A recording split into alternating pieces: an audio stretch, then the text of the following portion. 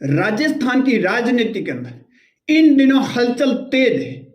राजस्थान के मुख्यमंत्री भजनलाल शर्मा दिल्ली दरबार के अंदर हाजिरी लगा रहे हैं, तो बीजेपी के राजस्थान के कई बड़े दिग्गज नेता की मुलाकात का दौर है वो जारी है।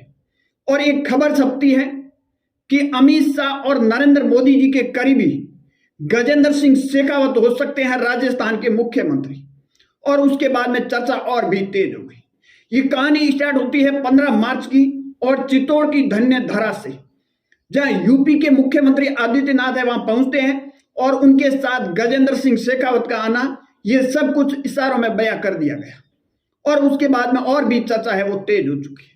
राजस्थान के मुख्यमंत्री भजनलाल शर्मा दिल्ली के अंदर गृह मंत्री अमित शाह से और कई बीजेपी के तमाम मंत्रियों से मुलाकात कर रहे हैं। ये कोई मुलाकात नॉर्मल नहीं है। गृह मंत्री से मुलाकात मान सकते हैं, परंतु तमाम नेता, बीजेपी के सांसद, बीजेपी के मंत्रियों से दिल्ली में मुलाकात बैक टू बैक होना, क्या राजस्थान की राजनीति के अंदर कुछ नया होने वाला है?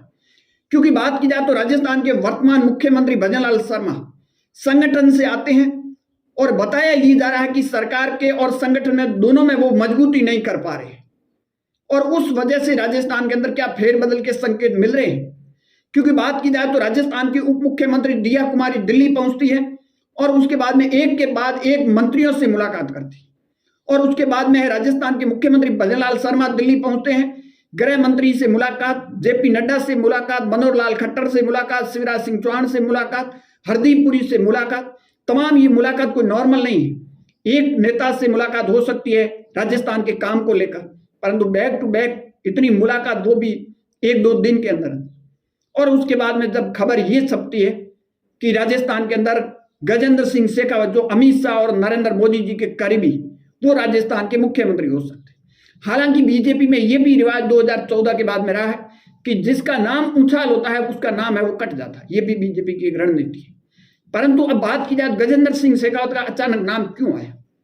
मारवाड़ की राजनीति की बात की जाए तो गजेंद्र सिंह शेखावत बीजेपी के अंदर बड़ी नेता के तौर पर आपको नजर आ रहे हैं, चाहे उनकी संगठन में हो या फिर सरकार के अंदर जमीनी स्तर पर उनकी मजबूत पकड़ है।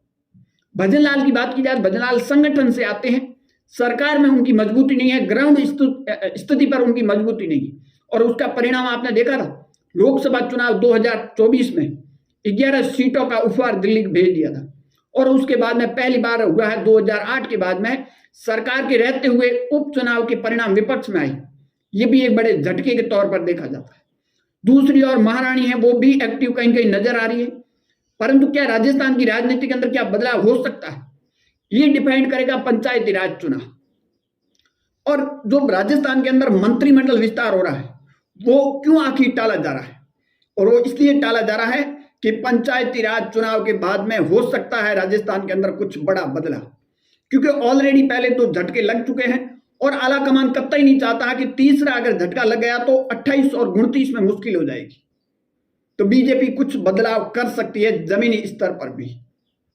अब देखना होगा, राजस्थान के तमाम दिग्गज नेता दिल्ली के अंदर बैक टू बैक मुलाकात कर रहे हैं, जिसमें राजस्थान के मुख्यमंत्री, उप मुख्यमंत्री दिया कुमारी और गजेंद्र सिंह शेखावत, इन तीनों की बैक टू बैक दिल्ली के अंदर मुलाकात हो रही है। और बड़े बड़े नेताओं के साथ, गृह मंत्री से, उसके बाद में तमाम मंत्रियों से मुलाकात हो रही है।